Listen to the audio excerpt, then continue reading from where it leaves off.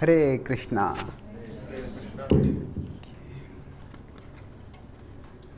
So, today I continue the discussion on the second part of the having faith in the practice of bhakti. So yesterday I talked broadly about how faith begins with curiosity, and as we practice and experience the transformation, it grows to conviction, because we see the process of bhakti working in our own lives. And then I also talked about bhakti is not all or nothing. There are multiple levels at which you can practice. We talked about Dhruva's story, where there is submission, but there is also negotiation, so that we can practice bhakti not just with intensity, but also with sustainability. Is the sound coming to you? Okay, fine. Okay, thank you. So now today, I'll be focusing mainly on the stages of anartha nivritti, so that we can understand how this particular process works. So yesterday I said I'll talk about how the process works, and then today I will talk about how the process works in our life. So get the clicker pointed this way or here. Okay, thank you. So now, just as if we are traveling, if you're driving a car, or maybe trekking, or flying also, if somebody is a pilot, you need a map to navigate the territory. So in our inner world also, we are going on a journey toward Krishna, who is present in the innermost core of our heart. So sometimes it is said that the spiritual journey is a journey of consciousness through consciousness to consciousness. What it means is that it's a journey of consciousness. It's our consciousness which has to move. Currently our consciousness is at the materialistic level. It is a journey of consciousness through consciousness. How will this journey move? It is gradually the consciousness which has to move, and then ultimately to consciousness. That means to the state of spiritual consciousness. So we could say that it is, if the soul is here, little bit, okay. The soul, this is Krishna. Then currently our consciousness is, say, in this direction. So it is a journey of consciousness where we want our consciousness to move toward Krishna. And this is the stage, when it comes over here, that is the state of Krishna consciousness. So it is a journey of consciousness through consciousness. It is, our consciousness has to move, and to the state of pure consciousness or Krishna consciousness. Now as we are moving along this journey, that means, what it means is the what is moving is consciousness. The path along which it is moving, the territory, is also consciousness. And ultimately the destination is also a level of consciousness. Of course, if this seems so complicated, it doesn't matter so much. We can just move on. I think it will become clear as we move forward. But the point is, we have a map of our inner territory, which is given in the dharmic, in the bhakti texts. So primarily, like I quoted yesterday, first canto, second chapter is where Srila Prabhupada has quoted most of the verses from. And especially these 5 verses, 16 to 20, are, we also quote among them, Nashtapraye, Shubhadresh, in the Bhagavatam class we quote. So those 5 verses Srila Prabhupada also quotes in his Markine Bhagavad Dharma, the song which Prabhupada composed on seeing the American shoreline. This was the process that Srila Prabhupada had confidence in will transform us internally by hearing the Bhagavatam and connecting with Krishna. So then that same journey of inner transformation is elaborated in the Bhakti Rasamrita Sindhu. So Bhakti Rasamrita Sindhu is a book by Rupa Goswami, who is one of the prominent disciples of Sri Chaitanya Mahaprabhu. And his book, so we could say Bhakti Rasamrita Sindhu, that section is an elaboration of the Bhagavatam. And then further, the Madhurya Kadambini is a book which further expands the analysis of devotion, and that analyzes the states given in the Bhakti Rasamrita Sindhu. So I mentioned briefly the states mentioned in Bhakti Rasamrita Sindhu yesterday. So these are the 9 stages. This is Shraddha, Sadhu Sangha, Bhajana Kriya, Anartha Nivritti, Nishtha, Ruchi, Asakti, Bhav and Prema. So, so Shraddha is also faith, Nishtha is also faith. Yesterday I talked about Shraddha is more like favorable curiosity, and Nishtha is like realized conviction. And ultimately Prema, love is the ultimate stage of faith. Where when we love someone, we actually entrust ourselves entirely to that person. So that is the highest level of stage, highest level of faith. So now, like we discussed yesterday, the Anartha Nivritti is a progressive journey. And incidentally, these 9 steps, although we show them as progressive, they are more cumulative than progressive. It is not that, say, we give up Sadhu Sangha and take a Bhajana Kriya. Sadhu Sangha is continuing on, we are associating with devotees and we are also practicing bhakti. And as you are practicing bhakti, Anartha Nivritti is happening. So you could say, you could envision them more like a staircase. So when we are on the 5th step, we are already on the 4 steps also, but we are 1 step higher. So the previous stages we build on in the next stage. Now, the Madhurya Kadambini expands especially this 4th stage of Anartha Nivritti. Anartha Nivritti means all the unwanted desires that are there in our heart, how can we remove them? Nivritti means retirement, that we give them up. Anartha, artha means value, anartha means that which has no value. So the ultimate analysis, anger, greed, envy, all these do not have much value. So anartha, how can we get those out of our heart? So this Anartha Nivritti is said to have 6 stages. Do you want to draw this? Yesterday I was told that I was erasing things too fast for any of you to draw. And I will share this PowerPoint with Adhika Bhamataji. In case all of you want, you can have this PowerPoint afterwards. So these are the stages which are described of Anartha Nivritti. And so the most of the class will be based on these stages today. And just a few before that, a few logistics. So we will have QA in chits also. Yesterday I was told that some of you may want to ask questions written. So the chits will be passed to you, and if any of you have any questions, you could just ask for the chits and forward the questions. There is one on this side, one on this side, both two are there. And since this is a 2.5 hour session roughly, so after about 1 hour 15 minutes, we will have a 5 to 10 minute break, and then we'll resume again. So around 6 we will have a break, and generally after each of these, when I take, we will have some break for question answer also. So after each section, we are going to have these 6 points we will be discussing today, and if we don't complete it, hopefully we should complete. If we don't, then tomorrow morning I am giving Bhagavatam, I might continue in that. Okay. So let's begin with, so I'll quickly give an overview of what this is. See, again, these are not necessarily sequential. These are basically stages which come up as we are battling with the weaknesses in our hearts. So Utsahamai is, we exhibit our enthusiasm. I am so enthusiastic. I am going to do this. So there's a lot of energy, but the energy is more in terms of showing to the world what I am doing. Then Ghantarla is, the extent we were super enthusiastic, it's like our mood swing from very high to very low. So one day I feel I am a pure devotee, the next day I think, why am I practicing bhakti? So those are the mood swings that we go through. Then Vyudha Vikalpa is where we want to practice bhakti, but we want to find the path of least resistance. We seek alternatives. Is there some easier way I can do this whole thing? Can I find a shortcut? That's Vyudha Vikalpa. Now Vishaya Sangraha is where we are trying to resist temptation.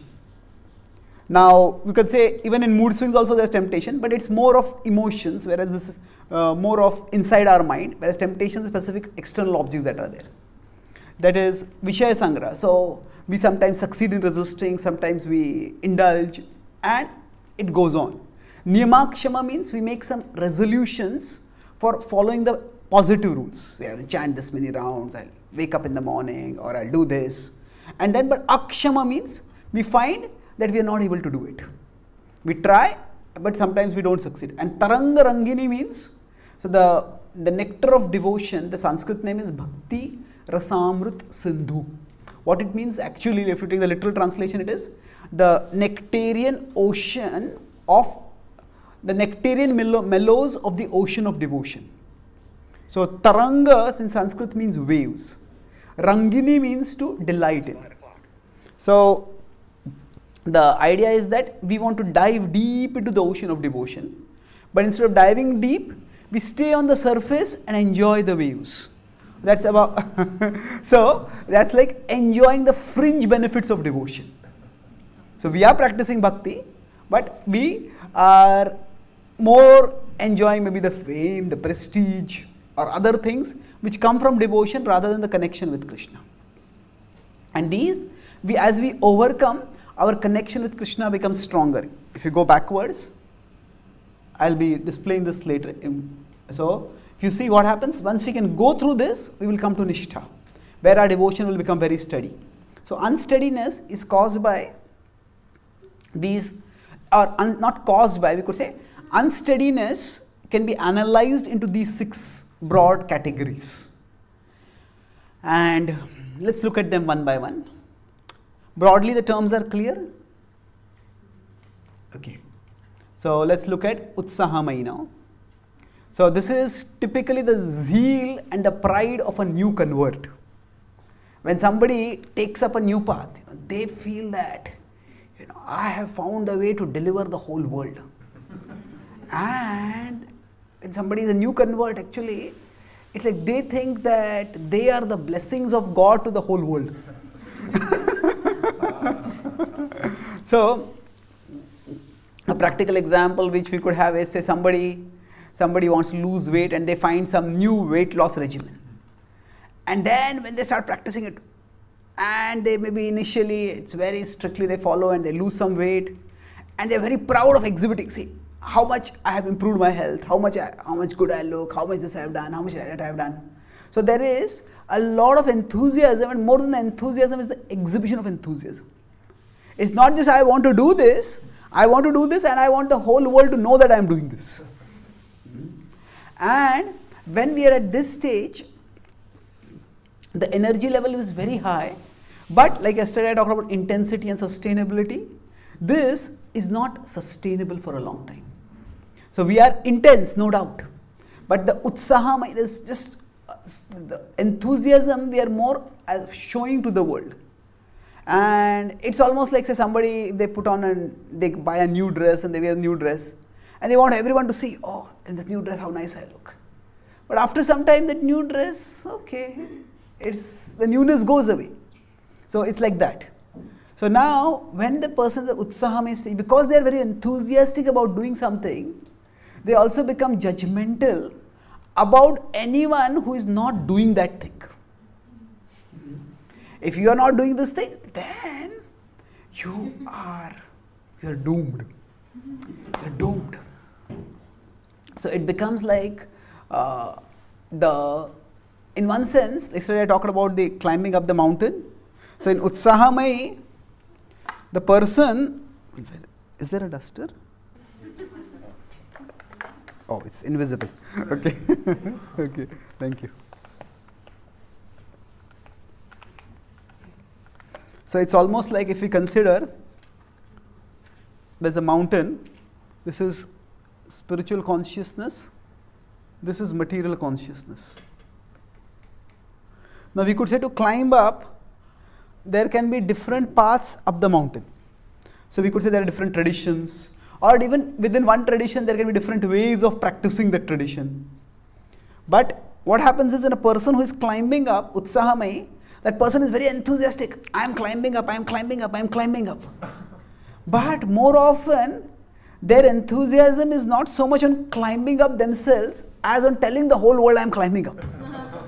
So they are very eager to climb up, and anybody who is not following their path, they think, what you're doing is wrong. It's just useless. In fact, a perversion of this is the person stops climbing up and goes round and round at the bottom and pulling down anyone else who is climbing up by any other path. So, what you are doing is wrong, what you are doing is wrong, what you are doing is wrong. In fact, this is how this Utsahamaya stage is where religious fanaticism also comes up. So, fanaticism means what? Basically, I start thinking my way is the only way. And so, there are some religions who are sectarian. They say this is the only way to God.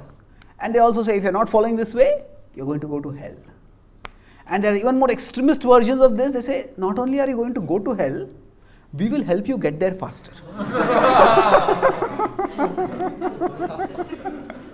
So, that becomes very narrow-minded. So here, Bhaktivinoda Thakur also talks about this. At this level, the Utsahamaya, it's all about externals. Now, externals are important, no doubt, but they are not all important.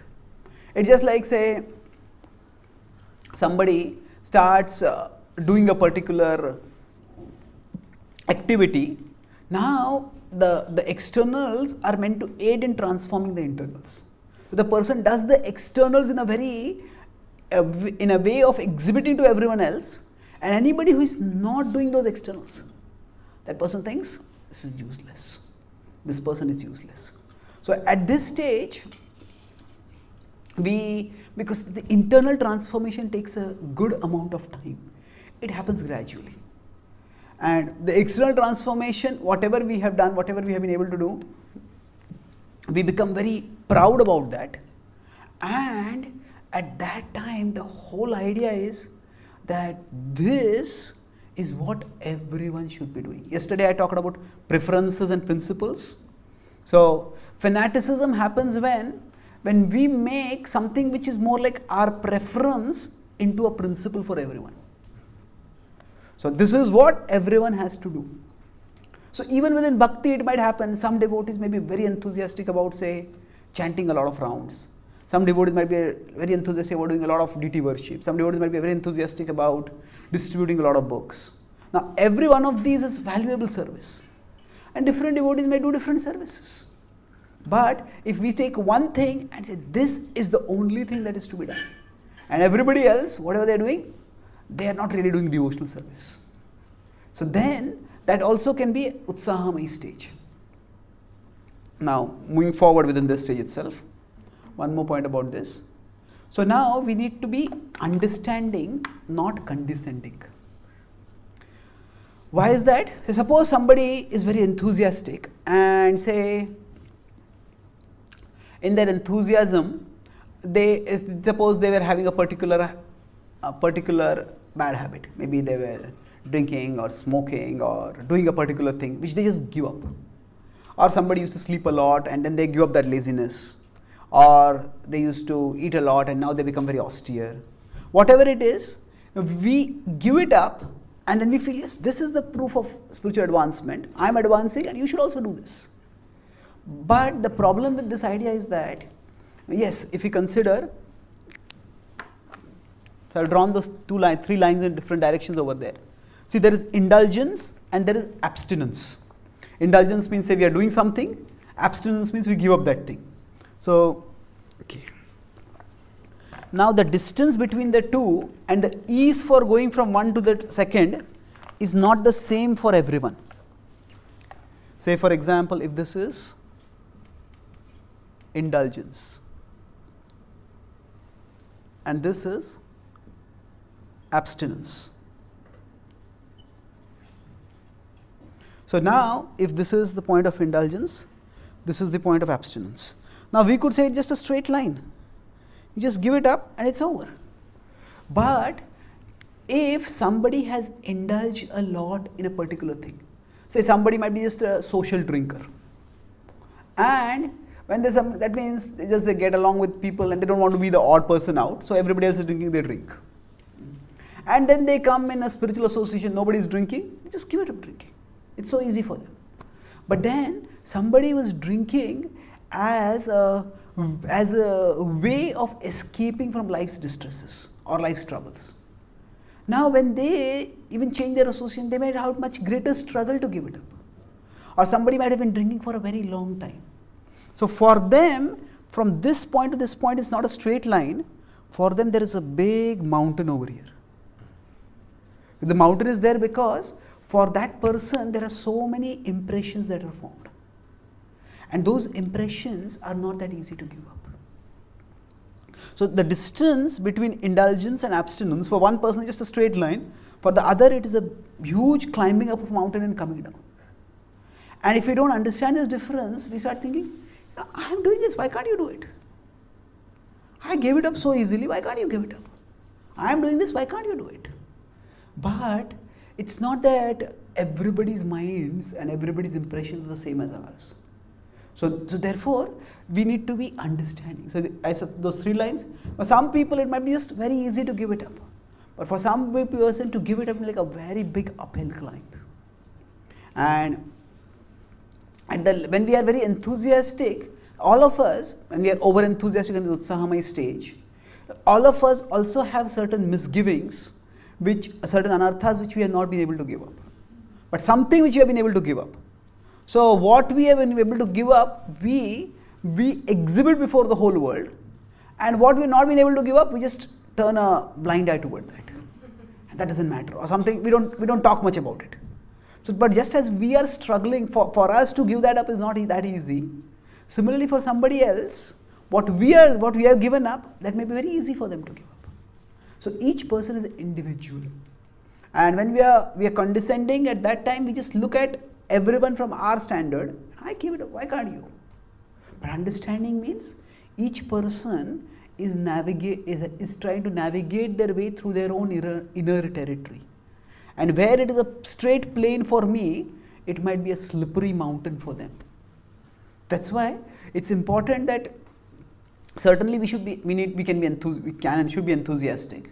But that enthusiasm, sometimes it shouldn't come out in a way that it minimizes and trivializes anyone else who is not as enthusiastic as we are. So this can come off as very alienating for people, because one of the things that people, especially in today's world, that what they want to see is not, okay, if somebody is following some spiritual path, some religious path, it's not so much what you believe or what you follow, but it's how you behave. So if somebody comes off as, oh, you are fallen, you are worthless. People come to spiritual life because they are disturbed and they want to feel a sense of belonging, a sense of connectedness, a sense of being valued. Now, of course, everybody needs to improve, but if people feel condescended upon, then they just go away very easily. And they don't, then they forever get scarred. These people like this, why should I be with these people?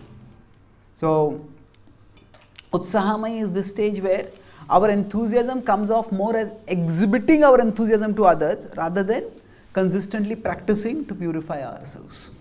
So this is one of the first stages, one of the stages in Anartha Nivritti. Any questions about this?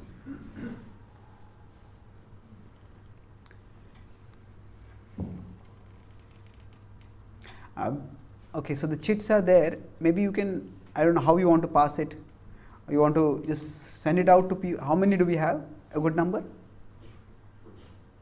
Okay, maybe you can just pass on, and anybody wants, they can write it. But you had a question?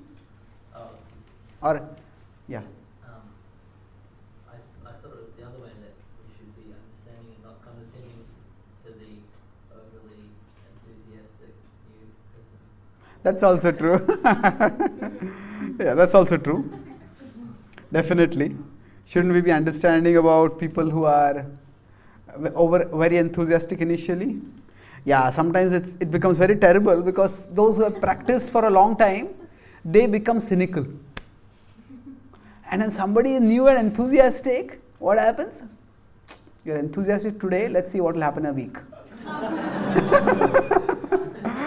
And it becomes very disheartening for that person. So yes, Now we don't want to be, maybe somebody who's very new, they are a little naive, and we don't want to be naive like them. But often seeing the bubbling energy of somebody who has just discovered a spiritual path, that can inspire us also. So we cannot be condescending about them, but at the same time, we don't have to get carried away completely by them. But we can appreciate, yes, that this enthusiasm is good. See, there is childlike and there is childish. So childish is frivolous, childlike is innocent. So we don't want to be frivolous in the sense of being childish, but the childlike innocence is very sweet. So if we could have that would be wonderful. Okay, thank you. Anything else? Yes, please. Could you talk a little bit more about fanaticism? Like sometimes the word gets thrown around a bit between devotees, like, oh, they're such fanatics, or like if devotees are strict or something like that. Like what the real meaning of it is, because it can become a kind of slang almost, like for anyone who's strict, or does that make sense? Okay. Yeah. I'll come to this once again later, but let me answer some things right now about when we talk about fanatical. It can just become like a label we throw around to anybody who is strict. They are being fanatical. I think there's a difference between being committed or strict and being fanatical. And the main difference is that not what we do, but how we look at others who are not doing it. So in general, in our tradition we have had two acharyas. So Bhakti Vinod Thakur, you could say, was very liberal, very accommodating, and he was of course in the householder order. Bhaktisiddhanta Thakur was in the renounced order. So we could say, and he was quite cutting and strict at times. Of course, he was also very understanding and accommodating in some ways, but generally that's the broad understanding. So Bhaktivinoda Thakur was more like a reformer. Bhaktisiddhanta Thakur was like a revolutionary. The difference is that if somebody is a reformer, oh, you got this place, it's good. Maybe you could just shift this picture from here to here. Maybe you could just change this lighting. Maybe you could do this small incremental changes. That's a reformer. Revolutionary, you got this stuff, just blow it up and build a new one. So now both are valid approaches. Sometimes there is a lot of stasis and a lot of fossilization of things that have happened, and they will change, but the approach is different. So in general, we can be like Bhaktisiddhanta with ourselves and like Bhaktivinoda with others. Be strict with yourself, but be understanding with others. Then if that is the case, then that's not fanatical. But sometimes what happens is the opposite. I'm relaxed with myself, but I come down like a thunderbolt on anyone who seems to be a little loose. And there is one characteristic of practice of bhakti in the mode of ignorance. That is, that now bhakti of course is transcendental, but when we practice bhakti in ignorance, we think that by being strict with others, I am being strict with myself. We assume that. I am not strict with myself, but I think that if I strongly chastise others for doing wrong, then I am being strict. So that's a serious misunderstanding. So if we are ourselves following something strictly, that's not fanatical. But it's when we start condemning others for not following it, or we try to force others to follow it, then that becomes fanatical, broadly speaking. If somebody is following strictly and we start calling that as fanatical, then that's a misapplication of the word. Because if they are inspired to practice it that way and they are getting some connection, they are getting some rasa by that, there's no need to call that as fanatical. And you could also put it another way, it's not good to be fanatical, but it can be good to be fanatically focused. If you want to achieve anything in life, we need to be focused. And for anyone to succeed significantly in any field, they need to have almost a fanatical focus. So if somebody is a sports player, if say 1 week they play cricket, next week they play hockey, next third week they play baseball, they're not going to become good in anything. They have to play one game. And not just one game, then if they're playing cricket, they might decide, no, my focus is going to be as a batsman or a bowler. So and they practice that. So being focused, even to the level of being fanatical, that's also okay. But it's only fanatical when you start imposing on others. That's where it becomes problematic. Okay, thank you.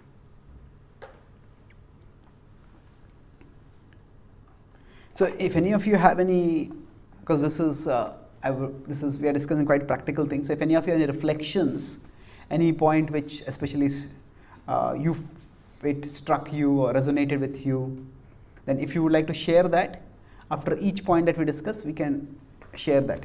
So that's why yesterday also I mentioned if any of you have any reflections, but I didn't explain what I meant by reflections. But if any of you felt anything striking, please feel free to speak that also. We could do that for about, after each point, we can do that for about 5 minutes. Okay. So this was the first, what was this? Anyone remember the Sanskrit word or the English word? Utsahamai. What is that? Exhibition of enthusiasm. Yeah. So now let's move on to the next one. This is Ghanatarla.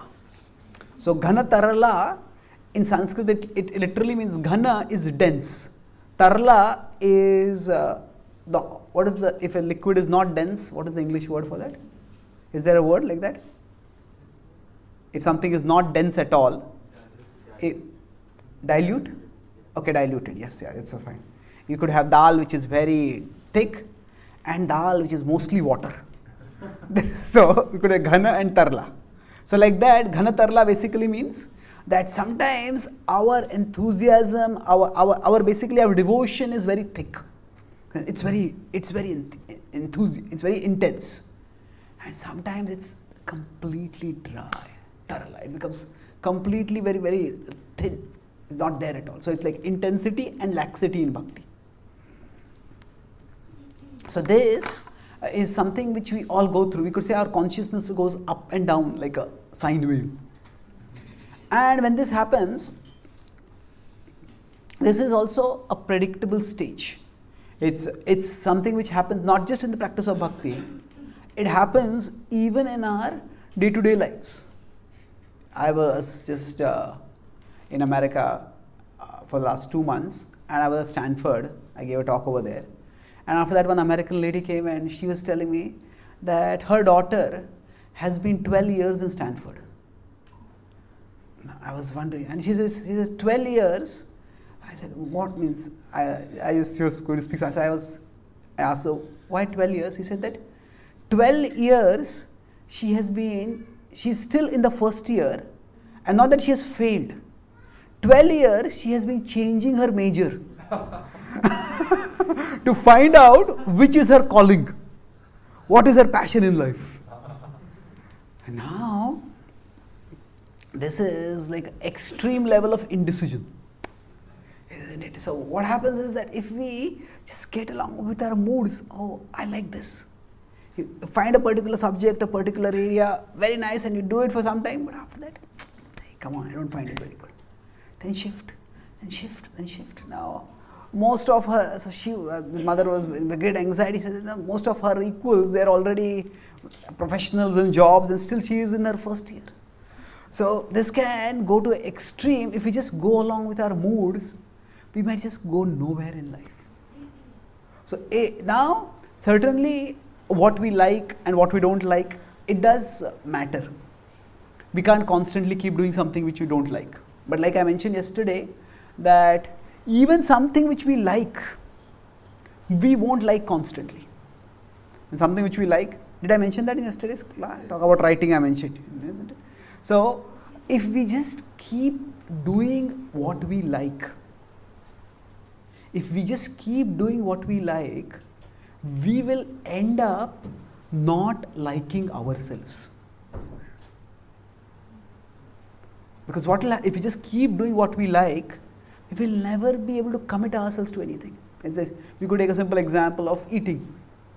If somebody keeps eating whatever they like, then eventually they'll become obese, their health will get spoiled, they will have no self-control, and they will start loathing themselves, start disliking themselves. So we can't just go along with our moods in any area of life. It's as simple as something as simple as eating, or it can be choosing our major in studies, and of course in bhakti. So the moods will come, but we can't let ourselves get carried away. Now the difference, however, is that often in our material life or in our professional life, there is a sense of obligation that is there. If we are in a committed relationship, if somebody is a mother or father and the baby starts crying early morning, now mother shall wake up and take care, because there's a commitment over there, and they take care. And similarly, if we are at a job, if somebody says, I don't feel like going to work today, you can't do like that. You may not feel like doing it, but still you'll go, because it's a matter of our career, of our livelihood. So there is a sense of obligation that is there. But with respect to spiritual life, often that obligation is not there. So if we practice this, I practice bhakti because it feels good. But then what if it stops feeling good? Then will we just give it up? So if we're just dependent on our moods, we'll be tossed up and down. And because bhakti can seem like a non-obligatory activity, so we can just get way up and way down. Now how do we avoid this? So we have to look at healthy ways in which we can manage the moods. What that means is, whenever any low mood comes, it begins with discomfort. Now discomfort can come in various ways. Discomfort can come because of overwork, it can come because of stress, it can come because of loneliness, it can come because of anxiety, it can come because of boredom, it can come because of misunderstanding with someone. Basically, life will keep making us uncomfortable. Now, what happens whenever we feel uncomfortable? That's how this comes out. Okay. So see what happens, all of us have developed some ways of dealing with discomfort. We have a default response. So for some people, whenever they feel bored, okay, let's turn on the internet and surf on the net. Or let's look at Facebook, let's look at YouTube, let's look at something. And then, if that is the default response, then even as soon as a slight level of discomfort, one goes in that direction. Or for somebody, the default response might be, say, let's drink, let's smoke. It's not that every time somebody does something unhealthy, it's because they are craving so much for that. Initially, when we indulge in something, when it's new, the craving is very high. But after some time, it's not so much the craving, because any activity that we indulge in, it follows the law of diminishing returns. The pleasure doesn't seem that much, but still we gravitate toward it. And we gravitate primarily because that has become like a default response. It means whenever I feel uncomfortable, let me just do this. So when most people say, whenever they feel uncomfortable, let me turn on TV. Let me just turn on the idiot box and become, let me turn on the idiot box and become an idiot. People can spend hours just watching.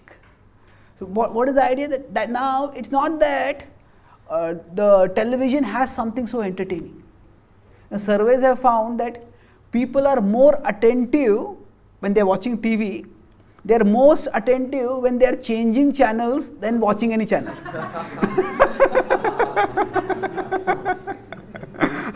The idea is maybe next channel will have something nice, maybe something nice. So now it's not because the TV is so entertaining. It's just that has become the default response. So whenever our mood starts going down, so basically it all begins with discomfort. So discomfort, as I said, can come from various causes, and life will never stop putting us into discomfort, because that's the way life is. But from the discomfort, when we go towards a default response. So default response means we don't even think about it.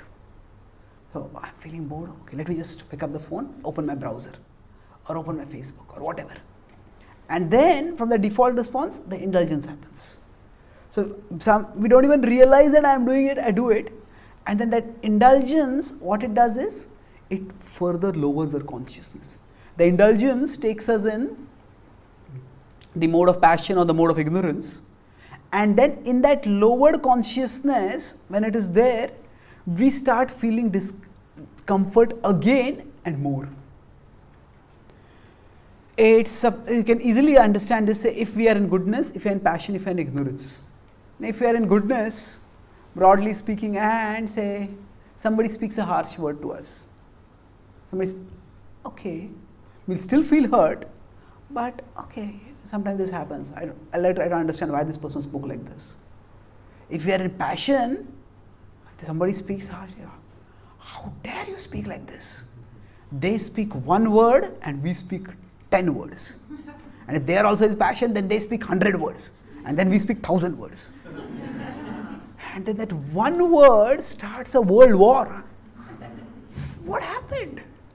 So now if we are in ignorance and somebody speaks harsh words, what happens is that aggression can either become physical violence against the other person, or the aggression can be directed inward. Aggression directed inward leads to depression.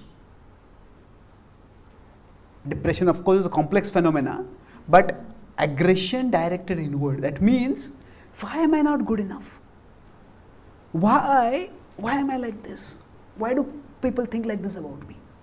But when we direct that anger inward, more and more and more, we start feeling that I am not good enough. Now that can be objective assessment which can lead us to choose what we should do, what we should not do. But if that becomes like the default what the mind is speaking, then we start beating ourselves up. So then basically when we are in the lowered consciousness, when we are depressed, then the small discomfort also becomes unbearable. So, but when we are relatively in a good frame of mind, then even if we face some discomfort, okay, I can deal with it. I was in America in a conference on mental health and spirituality.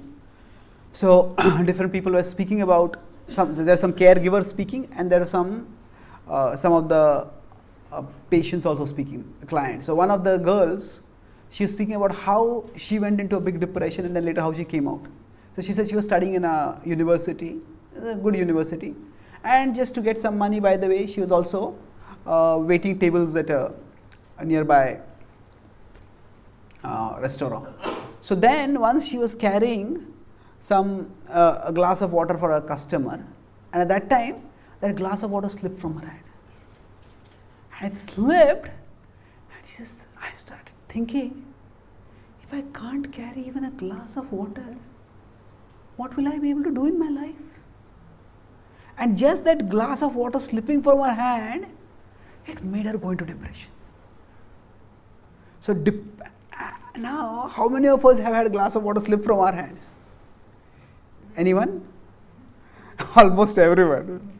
It is often embarrassing, but sometimes if it slips off near a computer, it can be not just embarrassing, it can be expensive also. But either way, it happens. And we may feel annoyed with ourselves, but it need not trigger a big depression. But what happens when we are in the mode of ignorance, we can take the smallest incident and give the biggest meaning to it. What glass of water slipped from my hand? I am worthless. Well, what is the connection between the two? No, why should you consider you worthless because of that? But the mind in ignorance doesn't have any sense of perspective. The smallest thing can trigger the biggest result, biggest impact on them. So when the consciousness is lowered, basically the discomfort comes quicker. Small thing can also cause a big discomfort. So if I'm already feeling very low, very depressed, or very disheartened, and somebody speaks one word of criticism, it's like I'm already stumbling and about to fall down, and that word of criticism becomes one push. Bam, I fall down. So then what happens when the discomfort comes? Again the default response. Again we gravitate because we are feeling bad, and this default response, whatever it is it may be watching TV, it may be overeating, it may be doing any particular thing that makes the discomfort temporarily go away. But although the discomfort goes away temporarily, eventually that pattern makes us more vulnerable to discomfort because it lowers our consciousness. So, and it's not, many times when our moods are going up and down, it's not just a matter of willpower. No, I will not feel like this. No, the discomfort will come, and then it starts this cycle. Now to stop this cycle, what can we do? We need to find, first is, be comfortable with being uncomfortable. Now that might seem paradoxical, but what it means is, that it means that feeling uncomfortable is not a horrible thing. It's not, obviously it's not pleasant, but it's not abnormal. It doesn't necessarily require a get rid of discomfort at all costs kind of approach. Yeah, it's natural. Life will make us all uncomfortable. We all will feel lonely sometimes. We'll all feel bored sometimes. We'll all feel annoyed sometimes. It's just that's life. So be comfortable means accept it. This will happen.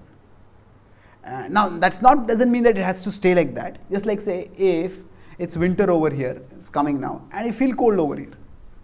Now feeling cold is not comfortable, but there's no need to panic. Oh, I'm feeling cold. Isn't it?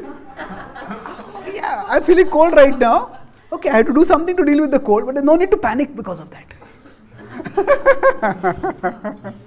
So, similarly, when we start feeling discomfort, whether it is loneliness or boredom or annoyance or irritation or whatever it is, there's no need to panic and think, I have to get rid of it at all costs. Okay, it happens. And then we find a healthier way to deal with the discomfort. What is that healthier way? It could be if we find some devotional stimuli that we like. Say suppose somebody likes music, and when they're feeling discomfort, the default response might be, okay, just maybe overeat or sleep or just surf the net. It will require a little effort to instead of not go toward the default response. I have shown that as going downward. To go downward is relatively easier. To go upward is a little tougher. But if we find if there's some devotional stimuli that we like, if we consider this is a circle of devotion, this is a circle of things we like. Now, somewhere these two intersect. And if we connect ourselves with that stimuli, that stimulus basically, then that will relieve our discomfort, but in a healthier way. So, now when we are feeling discomfort, we may not even feel like, although we like music, but we don't feel like hearing that music. It's just feel completely lethargic. Sometimes we feel so lethargic, so completely drained of energy. So it's like sometimes you wake up and you're already longing for the next night to go to sleep again. So at that time, we don't feel like doing anything at all. And if you think of all the things we have to do in the day, that becomes a big burden. How can I do that? But, so doing anything will require effort, but if there is some devotional stimulus that we like, anything positive that we like to do, then when we do that, then we can deal with the discomfort in a healthier way. And when we do that gradually, we will move towards stability. So we can't avoid the discomfort. The discomfort will come, and the default response will also come because of that. But we don't have to go along with the default response. So the Ghanatarla, sometimes we will not feel enthusiastic at all, which is the mood swings will be there. But instead of getting carried away by them, instead of going toward the default response, we try to find out a healthier response and keep that as easily accessible as possible. Say if we like some picture of Krishna's deities, then keep it on your phone. And then look at that and pray to that. And just behold that. Sometimes just a small step in the direction of a devotional stimulus can start changing our mood. And over a period of time, if we start doing this, then this devotional stimulus will become our default response. It will take some time, but it will gradually happen.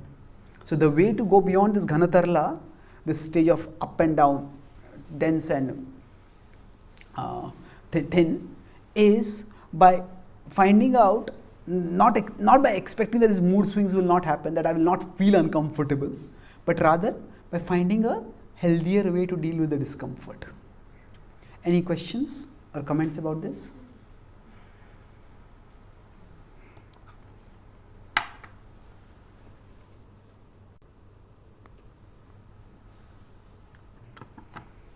Yes, please.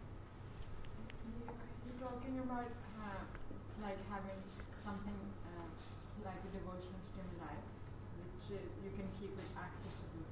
But sometimes because the mind wants every time it wants something new, like Yes. you have like a lecture and you hear it once and it works for you, and next time that doesn't work. Yes, that's true. So now, I wouldn't say that there has to be like only one devotional stimulus that we have to use all the time. We can also find out what all works for us. But broadly, we can have some indications. It's not necessary that, say, the same lecture, if we hear the second time, we'll find it says same level of inspiration. But we understand, okay, this maybe this speaker or this topic, this subject, let me try to have more content on this subject more. Say if I like a particular pastime of Krishna, if I like a particular dhun of the Hare Krishna mantra, or a particular kirtan, a particular bhajan. So that gives us an indication. It's dealing with our moods is not a mechanical process. A mechanical means, okay, I feel like this, let me do this, I'll feel better. It won't be that mechanical, but at least we'll have some idea. Okay, let me go in this direction. And over a period of time, we might prepare a series of things. Okay, it's ultimately, we also need Krishna's mercy.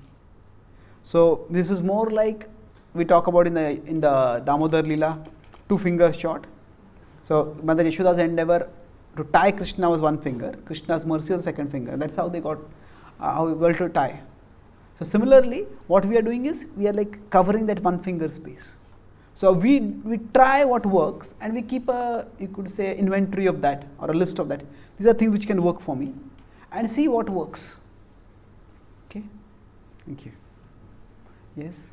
You're talking about like how in mode of ignorance you lose your perspective. Can you speak a little loudly, sorry? You're speaking about how when you're in the mode of ignorance, when the mind is in the mode of ignorance, you lose your perspective on so tiny things. Yeah. So it's like when we're in a stage of like mental or emotional discomfort, it can seem like that's just going to last forever. They need to last forever. Yeah, like the mind is telling you, oh, it's just always, you're always going to feel like this, or this is how it is. So is that coming from the mode of ignorance, or is there another reason for that? Yeah, it's definitely. See, when we start feeling this is going to last forever, where does that come from? Definitely, it's the mind can work in both ways. Sometimes it eternalizes the present. And it's no, you're feeling like this, and this is how you're going to feel for the rest of your life, and how can you tolerate it? It's just unbearable. But nothing lasts forever. And maybe I will talk more about this a little later, but I'll mention this at this point that basically when we start going through the low moods, it's good to divide our working frame into manageable units. That means don't think of the whole day or the whole week or the whole month. Okay, just for next 1 hour. Can I function as well as possible for the next 1 hour? Or if not even next 1 hour, next 15 minutes. Let me try to not overreact. Let me try not to make a mess of things for the next 15 minutes. And then you do that, and when you're able to do that, just thank Krishna and appreciate yourself. It's a good job. And then move forward. So sometimes we need to, just like if you want to eat a watermelon, if you put the whole watermelon,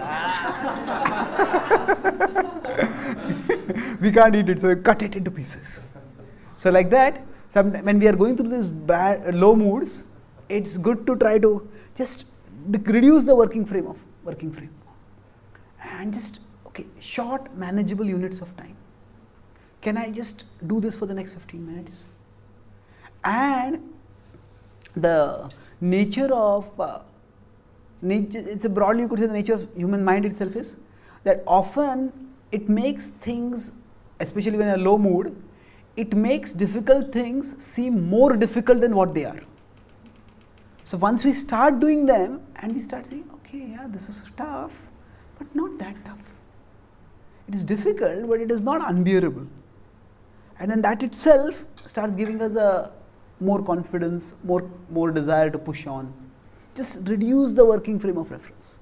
Don't think in the long. When in the low moods are not a time to think of the long term.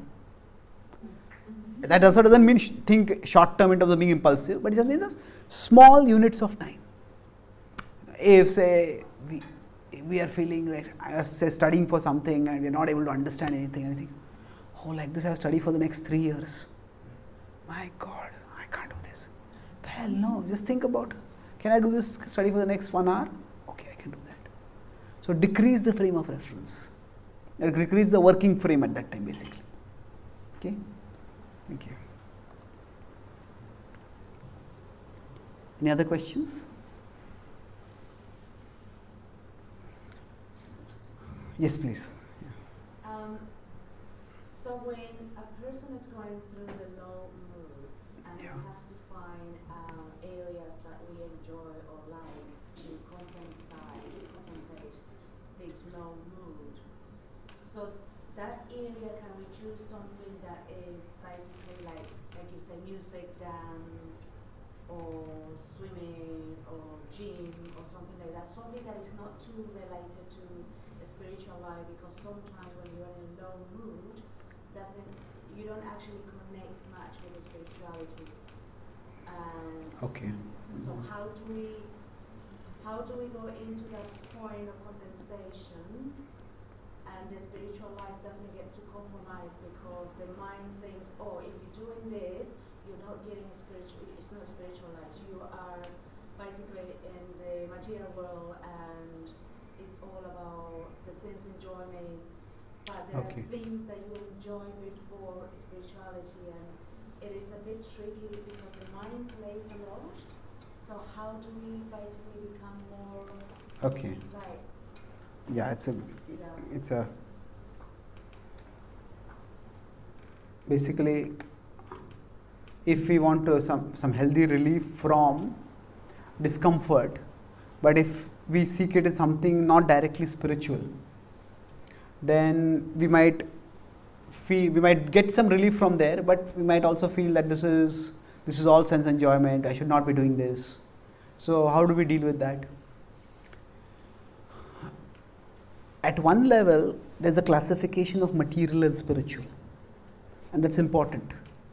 But sometimes the classification of material itself is too broad. In the material also there is goodness, there is passion, there is ignorance. And all these three are not equivalent. So, if somebody is just going for a walk through some park or through some natural scenic area, and say somebody is going to a bar to drink, could call both of them as material, but there's a big difference, isn't it? So now somebody is going through a natural scenic area for a walk. They may not be thinking about Krishna, but still that is uplifting. That is in the mode of goodness, broadly speaking. So we do need the classification of material and spiritual, but within material also we need to know that material is not just one thing. Within material there are various things. So either we could classify it as I said, goodness, passion, ignorance, or we could classify it also as, say, pro-devotional, non-devotional, or anti-devotional. So if we see something is pro-devotional, say sometimes some people might like to read about some subject which they can use later, although it may not be directly usable. So if somebody wants to like music, now music itself can be a whole universe one can enter into. And one may not be directly going to use it immediately in devotional service, but later on it can be used. Somebody wants to learn a particular language or some particular nuances of some language. So that can all be pro-devotional. But something which is anti-devotional, then we need to keep a distance from that. So if something devotional can be there as a part of the healthy stimulus response, that is the best. But if something devotional is not working at that particular time, then something which is pro-devotional or something which is in the mode of goodness, that may also be okay. It shouldn't become a replacement for devotion, but it can become an aid for us to practice devotional service in a way where our mood is not opposing us so much. Say if doing something gets us into a better frame of mind, and then we can practice bhakti better. That's okay. It's like if somebody is sick and they are in pain, there's a pain-killing medicine and there's a curative medicine. So now the pain-killing medicine can give immediate relief, but it shouldn't replace the curative medicine. The curative medicine is what is essential. But sometimes the pain might be so much that without the pain-killing medicine, the person might just not be able to function at all. The person might be, it's not just that the pain is unbearable, but when the pain is unbearable, I was just talking with a doctor a couple of weeks ago. The doctor was telling me that if somebody has got a traumatic injury or something on the body, then the painkiller is necessary for the curative medicine to work also. Because what happens, if the pain is too much, the body is in the whole mode of trying to cope with the pain. And the body might be frozen or whatever, in an ultra defensive mode, and then even the curative medicine doesn't work. So sometimes the pain-killing medicine just relaxes the body. And then the curative medicine then is taken in, then it can work more effectively. So if sometimes it happens, say for example we are trying to chant, and our mind is wandering here, there and everywhere, you might find that just take a few deep breaths, calm down by that way, and then chant, it might work better. So now we don't want to become yogis who just do pranayam all the time. That is not our purpose. Our purpose, but sometimes the mind is wandering so much and we try to chant, but what happens is, it's like the tongue is chanting, the mind is wandering, and the soul is wondering what to do. And most of the time, the soul finds that what the mind's wandering is more interesting than the tongue's muttering. So, at that time, maybe just take a few deep breaths, calm yourself down, the mind's wandering subsides, and then you can focus on the chanting better. So, if we can keep it in proportion, then that's okay. Thank you. Any other questions? So, we will have a short break now, maybe for 5 to 10 minutes, and 6:05. Is it okay if we meet? Thank you very much. Hare Krishna.